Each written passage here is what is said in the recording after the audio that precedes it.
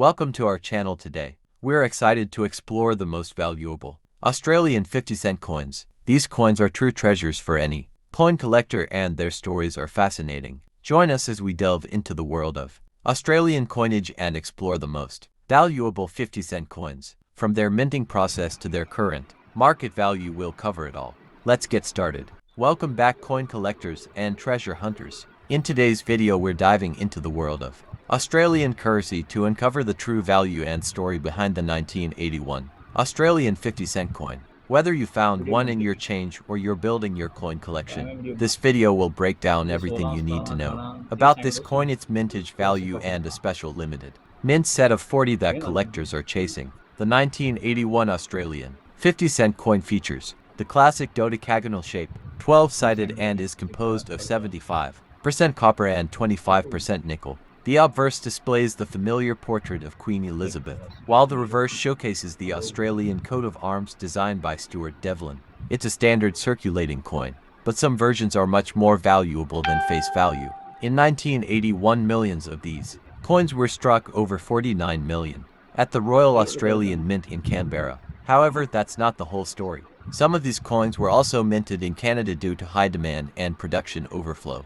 These Canadian minted coins have subtle differences and are of special interest to collectors. The Canadian strikes can be identified by their finer details and slightly different finish. They're not errors but variations, and some collectors are willing to pay a premium for them, especially if they're in uncirculated or proof-like condition. If you have one of these, you might be holding a coin worth more than you think. In circulated condition, the 1981 50-cent coin is usually worth between 50 cents and $2, odd depending on where. However, uncirculated examples or coins from mint sets can reach up to $10 or more, especially if graded by a professional service. Coins from the Canadian Mint might fetch even more in top condition. Now, let's talk about something even more exclusive, the 1981 mint set of 40 coins. These sets were specially produced and issued to collectors. They included coins in pristine, uncirculated condition, often housed in a display case. Only a limited number of these sets were made, and they're now highly sought after in the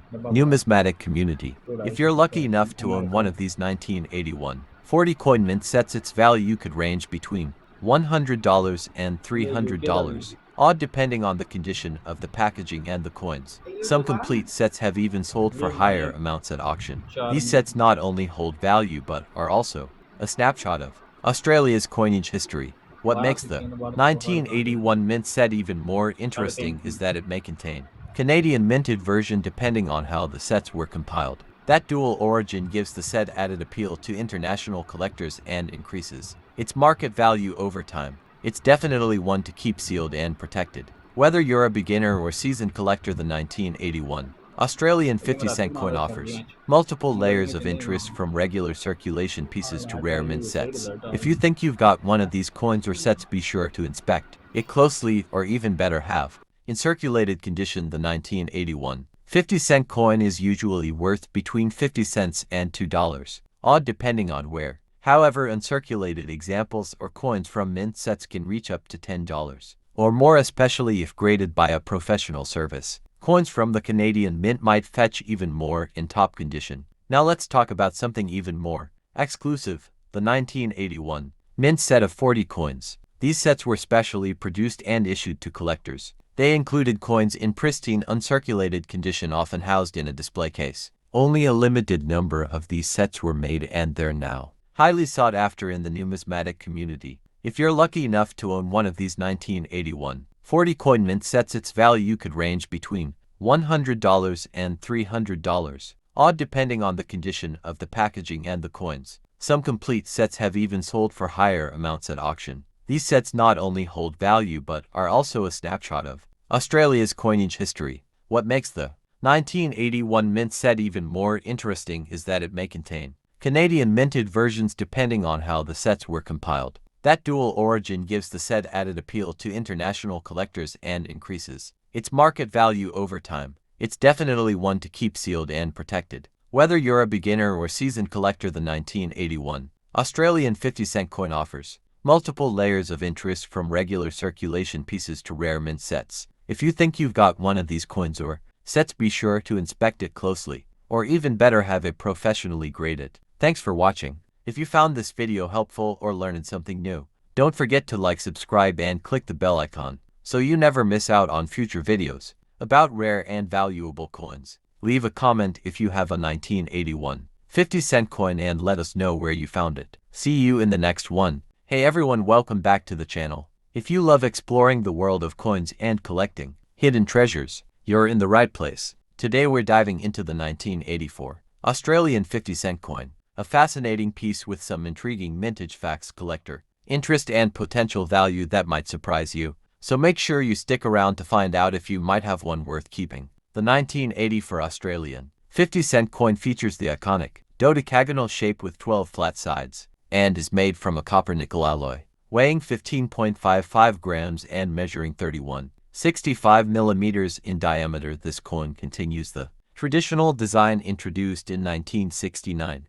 On the reverse side, you'll see the Commonwealth coat of arms designed by Stuart Devlin, a well-known figure in Australian coin artistry. The obverse features the portrait of Queen Elizabeth designed by Raphael Maclove. This particular portrait was used on Australian coins between 1985 and 1998, but the 1984 version still used the earlier Arnold Machin design. This little detail can help collectors distinguish between coinage eras and spot key transitions in the monarchy's representation on currency. Here's where things get interesting. The Royal Australian Mint struck around 27.8 million 50-cent coins in 1984. That's a fairly high number, making the coin relatively common in circulated condition. However, that doesn't mean it holds no value. Variants, uncirculated examples, and errors can all increase a coin's worth significantly. In average circulated condition, the 1984 50-cent coin is worth face value or about 50 Australian cents, but in uncirculated condition, values can jump. Coins in mint state MS65 and above can fetch $3 to $10 odd, depending on the market and beer interest. Proof versions which were not made for circulation can be worth more, often $15 to $30 odd, when sold with original packaging. Collectors should also be on the lookout for mint errors like off-center strikes, clipped blankets, or die cracks. While no major error types are officially cataloged for the 1984 50-cent occasional mint, mistakes have surfaced in collector circles. These error coins can sometimes sell for $50 or more, depending on severity and demand. Now, you might have heard the term 40 mint, and in this case it likely refers to a collector term for sets or coin rolls assembled in quantities like 40, particularly from the Royal Australian Mint or private distributors. Some collector packs include 40 uncirculated coins, especially for those trying to build bulk sets or trade. These sets can be a great way to get high-grade examples straight from the mint or dealer. So should you keep your 1984 Australian 50-cent coin? Absolutely, especially if it's in good condition or uncirculated. Check it for signs of wear, luster, or possible minting errors. Even though it's not an ultra-rare, your condition and uniqueness can make it a valuable part of your. If you enjoyed this breakdown and want more insights into rare and valuable coins, make sure to hit that subscribe button and turn on notifications. We cover everything from Australian decimal coins to global rarities, so you never miss a potentially valuable find. Got a 1984 50-cent coin? Let us know in the comments. Thanks for watching, coin fans. Whether you're a seasoned numismatist or just starting your journey, remember that every coin tells a story. Stay curious, keep collecting, and I'll see you in the next video. Welcome back, coin collectors and Aussie currency fans. Today we're diving into the world of Australian coinage to uncover the fascinating details and potential value of the 1997 Australian 50-cent coin. Whether you're a seasoned numismatist or just starting out, you'll want to hear everything about this coin, especially if you're lucky enough to have a full mint roll of 40. The Australian 50-cent coin from 1997 features the classic dodecagonal shape, 12 sides with the standard coat of arms reverse designed by Stuart Devlin, and the obverse portrait of Queen Elizabeth II by Raphael Maclove. While it's a common design, the year and mintage details make this coin an intriguing one for collectors. So how many were minted in 1997? The Royal Australian Mint produced 23.9 million of these 50-cent coins. While this may sound like a large number, it's relatively low compared to other years, making the 1997 version more sought after by those building year sets or mint rolls. In circulated condition, a 1997 Australian 50-cent coin typically holds face value just 50 cents, but in uncirculated or mint state condition, prices can range from $2 to $10 odd, or more depending on grade and appeal. Coins graded MS-66 or higher can fetch a premium among serious collectors. Now let's talk about the real treasure having a full mint roll of 40 coins. These rolls were originally wrapped by the Royal Australian Mint and contain pristine, untouched coins. If you've got one, you could be sitting on a collector's gold mine.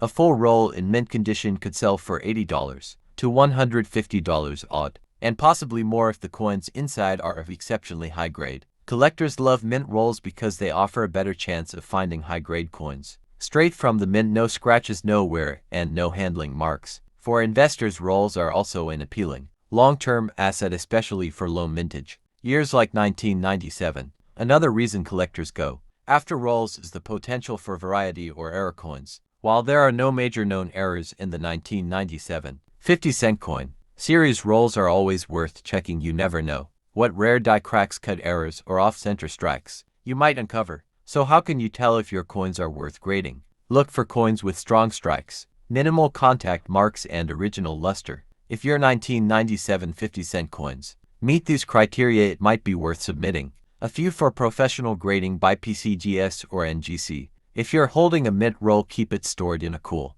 dry environment away from sunlight and moisture. Proper storage preserves both the coins and their value over time. Remember, condition is king in the world of numismatics. Thanks for watching. If you found this video helpful, hit that like button, subscribe for more Australian and world coin content, and drop a comment if you have a 1997 50-cent coin or a mint roll in your collection. We've got plenty more numismatic insights coming up, so stay tuned and keep collecting.